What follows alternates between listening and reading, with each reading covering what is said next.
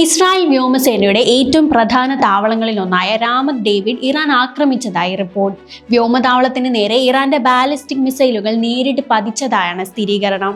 ഇസ്രായേലിന്റെ വിഖ്യാതമായ വ്യോമ പ്രതിരോധ സംവിധാനങ്ങളെ സമ്പൂർണ്ണമായി ഭേദിച്ചാണ് ഇറാന്റെ മിസൈലുകൾ വ്യോമതാവളത്തിലെ പ്രധാന ഹാങ്കറും ഇന്ധന ലോജിസ്റ്റിക്സ് കേന്ദ്രങ്ങളും തകർത്തതായാണ് പുറത്തുവന്ന വിവരം.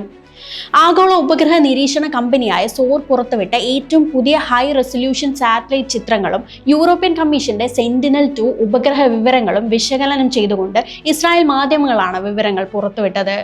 കർശനമായ സൈനിക സെൻസർഷിപ്പിനിടയിലാണ് വാർത്ത ഇസ്രായേൽ മാധ്യമങ്ങൾ തന്നെ സ്ഥിരീകരിച്ചിരിക്കുന്നത്. കഴിഞ്ഞ ഞായറാഴ്ച രാത്രിയും തിങ്കളാഴ്ച പുലർച്ചെയുമാണ് Iran Islamic revolutionary guard corps ഇസ്രായേലിന് നേരെ വ്യാപകമായ ആക്രമണം നടത്തിയത്. ഇറാനിൽ നിന്ന് വിക്ഷേപിച്ച 24 അത്യാധുനിക ബാലിസ്റ്റിക് മിസൈലുകളിൽ ഭൂരിഭാഗവും വടക്കൻ ഇസ്രായേലിലെ സൈനിക കേന്ദ്രങ്ങളെ ലക്ഷ്യമാക്കിയുള്ളതായിരുന്നുവെന്നാണ് പുറത്തുവരുന്ന വിവരം. ഇറാന്റെ എല്ലാ മിസൈലുകളും തങ്ങൾ വിജയകരമായ ആകാശത്ത് വെച്ച് തന്നെ തടയുകയും നശിപ്പിക്കുകയും ചെയ്തെന്നായിരുന്നു ഇസ്രായേൽ പ്രതിരോധ സേനയുടെ ഔദ്യോഗിക അവകാശവാദം. എന്നാൽ ജൂൺ 8 യൂറോപ്യൻ കോപ്പർനിക്കസ് ബ്രൗസർ വഴി ലഭ്യമായ ഉപഗ്രഹ ചിത്രങ്ങൾ ഇസ്രായേലിന്റെ ഈ വാദങ്ങളെ പൂർണ്ണമായി പൊളിക്കുന്നതാണ്. ജൂൺ 5 ചിത്രങ്ങളും ജൂൺ 8 ചിത്രങ്ങളും തമ്മിൽ ഒത്തുനോക്കിയ പ്രതിരോധ വിദഗ്ധർ രാമത്ത് ഡേവിഡ് താവളത്തിൽ യുദ്ധവിമാനങ്ങൾ പാർപ്പിക്കുന്ന പ്രധാന ഹാങ്കർ സ്ഥിതി ചെയ്യുന്ന ഭാഗത്ത് വലിയ നിറവ്യത്യാസവും കെട്ടിടത്തിന്റെ ഘടന പൂർണ്ണമായി തകർന്നതിന്റെ അടയാളങ്ങളും കണ്ടെത്തി. ഉപഗ്രഹ ചിത്രത്തിൽ ഹാങ്കർ നിന്നിരുന്ന ഭാഗത്ത് വലിയൊരു വെളുത്ത പാട് ദൃശ്യമാണ്. ആക്രമണ സമയത്ത് ഈ ഹാങ്കറിനുള്ളിൽ ഇസ്രായേലിന്റെ ഏത് യുദ്ധവിമാനങ്ങളാണ് ഉണ്ടായിരുന്നതെന്നോ നാശനഷ്ടങ്ങളുടെ പൂർണ്ണമായ വ്യാപ്തിയോ വെളിപ്പെടുത്താൻ IDF ഇതുവരെ തയ്യാറായിട്ടില്ല. ഇറാൻ-US യുദ്ധത്തിൽ രാമത്ത് ഡേവിഡ് വ്യോമതാവളത്തിന് നേരെ ഇറാന്റെ മിസൈലുകൾ കൃത്യമായി പതിക്കുന്നത് ഇതാദ്യമല്ല.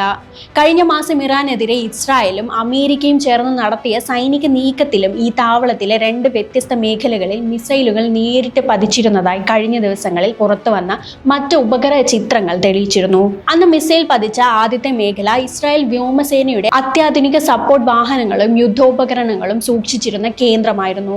രണ്ടാമത്തെ മിസൈൽ പതിച്ചത് ഇസ്രായേലിന്റെ പോർ വിമാനങ്ങൾക്ക് ഇന്ധനം നിറയ്ക്കുന്നതിനും സർവീസ് നടത്തുന്നതിനുമുള്ള അതീവ നിർണായകമായ ഇൻഫ്രാസ്ട്രക്ചറിന് മേലായിരുന്നു. ലെബനാൻ അതിർത്തിയിൽ നിന്ന് വെറും 50 കിലോമീറ്റർ മാത്രം അകലെ സ്ഥിതി ചെയ്യുന്ന ഈ താവളത്തിലാണ് ഇസ്രായേലിന്റെ പ്രശസ്തമായ 5 എയർഫോഴ്സ് സ്ക്വാഡ്രനുകൾ നിലയുറപ്പിച്ചിരിക്കുന്നത്.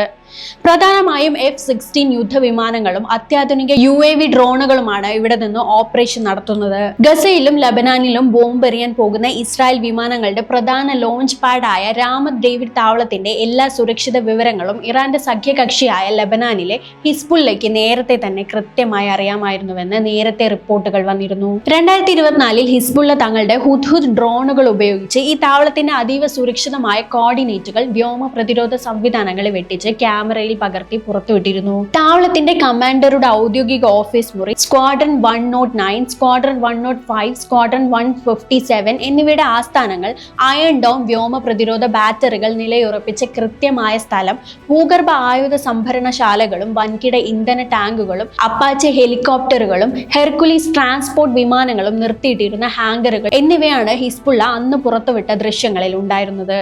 ഈ കൃത്യമായ GPS വിവരങ്ങൾ മുൻനിർത്തിയാണ് ഇറാൻ IRGC തങ്ങളുടെ ബാലിസ്റ്റിക് മിസൈലുകൾ കൃത്യതയോടെ വിക്ഷേപിച്ചതെന്ന് റിപ്പോർട്ടുകൾ സൂചിപ്പിക്കുന്നു.